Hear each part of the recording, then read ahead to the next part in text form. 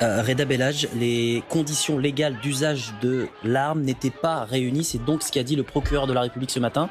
Qu'est-ce que vous en dites ? Écoutez, comme j'expliquais hier sur ce plateau, ça faisait partie d'une des conditions, la légitime défense, l'erreur et la mauvaise appréciation. C'est ce sur quoi on s'oriente pour le moment.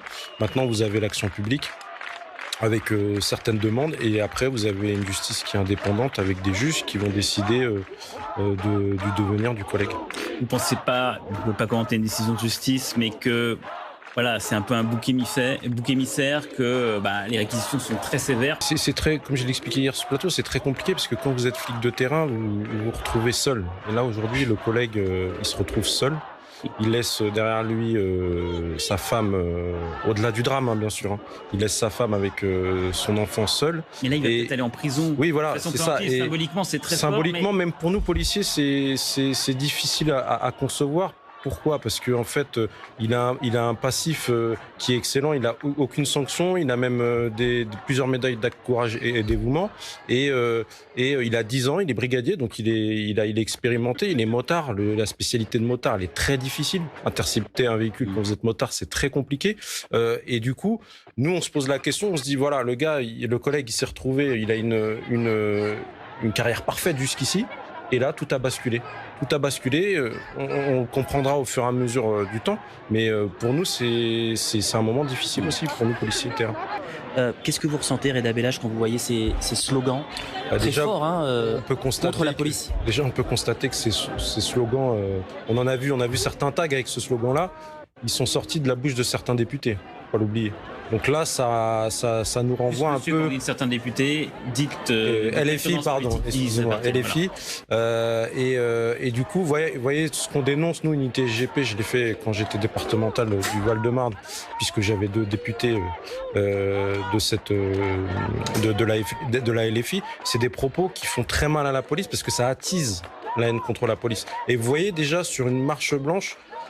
Alors, je rejoins le drame. Je pense que là, le temps est de l'émotion, mais je vais répondre à votre question.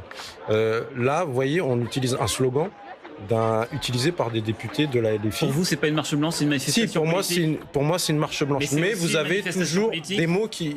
On l'a vu hier, pendant les confrontations, on a vu des textes dans certains quartiers où il y a marqué « En gros, la police tue ». Avant, il n'y avait pas ces slogans-là. C'était différent, mais là, c'est des slogans qui sont repris parce que ces hommes politiques ont un impact et ils ne se rendent pas compte à quel point, nous, on le vit, nous, policiers sur le terrain, on le vit, à quel point ça a de l'impact sur la manière dont les gens nous voient. On fait comment pour retisser le lien entre la police et une partie de la population, une partie de ces manifestants qui en veulent véritablement, profondément à la police? Et on essaye justement par des déclarations, qu'elles soient politiques, qu'elles soient venant des artistes, qu'elles viennent de sportifs de haut niveau, qu'on appelle au calme et qu'on dise que c'est pas qu'on arrête de viser la police en général. Mais viser une action d'un policier, malheureusement. Parce que ça reste un policier qui reste tout seul aujourd'hui, mais à partir du moment où vous commettez une erreur, vous devez être sanctionné, que ce soit judiciairement ou administrativement parlant. Le reste de l'enquête nous dira la suite. Mais là où c'est important de savoir, c'est que nous, policiers, chaque gouvernement qui passe, c'est une politique de sécuritaire qui est mise en place. On a connu la police de proximité où on avait un contact direct avec les commerçants, avec certains jeunes, même si certains c'était compliqué, mais on pouvait prévenir les rixes, on pouvait prévenir des fois les trafics, on pouvait se balader en îlotage, comme on disait à l'époque, à pied dans certains quartiers. Aujourd'hui, c'est devenu impossible. Malgré la mise en place de la police de sécurité au quotidien, on ne peut pas l'appliquer parce qu'aujourd'hui, un policier de brigade territoriale de contact, c'est-à-dire les policiers dont le métier c'est d'aller au contact dans les banlieues, ne peuvent plus. Et pourquoi ça marche pas? Parce qu'il y a eu toutes sortes de dispositifs, ça a pris des noms différents à chaque fois sur cette police de proximité. Pourquoi ça ne marche pas? Ça marche pas parce qu'aujourd'hui, c'est pas la priorité. Aujourd'hui, on travaille dans la police avec une priorité, un peu comme dans du fast-food, c'est de la restauration rapide. C'est-à-dire que là, il y a Les réseaux sociaux, on a vu un jeune qui a shooté quelqu'un en faisant du rodéo. Bon, maintenant, on fait du rodéo pendant 3 mois. Et là, on lance une politique du chiffre. Tous les policiers doivent faire du rodéo. Tous les policiers doivent traiter du rodéo.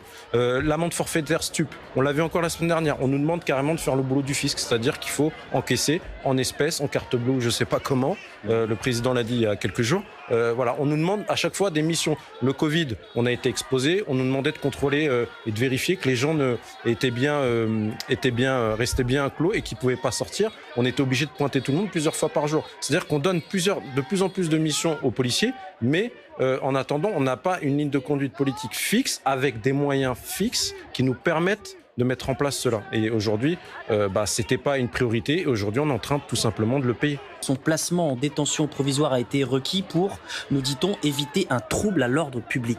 Qu'est-ce que vous en dites ? C'est inquiétant. Derrière, vous avez 100 000 flics aussi. Et eux, ils se posent la question, ils se disent... un bon flic comme lui, qui a une carrière irréprochable. Du coup, on se pose la question, on se dit, quand vous voyez un policier qui risque d'aller en détention provisoire, vous vous posez beaucoup de questions. Et surtout, c'est le contexte médiatique, c'est les positionnements qu'on avait hier de politiques très haut placés, notamment ceux du gouvernement. C'est une institution qui fait son travail. On rentre dans la police parce qu'on a cette vocation, et notre vocation première, c'est de protéger, et on essaie de le faire. On a une hiérarchie en fait, on nous donne des instructions. Tout ce qu'on fait, toutes les missions qu'on fait à part celle d'initiative, c'est des instructions qu'on reçoit. On l'a vu avec les gilets jaunes, on l'a vu dans la gestion de la délinquance, et voilà. Bon, donc cet événement il est malheureux, mais attention aussi aux décisions qui vont être prises, parce que vous avez aussi un enjeu sécuritaire, et notamment vous avez une police qui va pas très bien, avec un moral qui est en berne, qui a vécu ces 2 derniers jours des moments très difficiles, et malheureusement, c'est pas parti pour se calmer ce soir.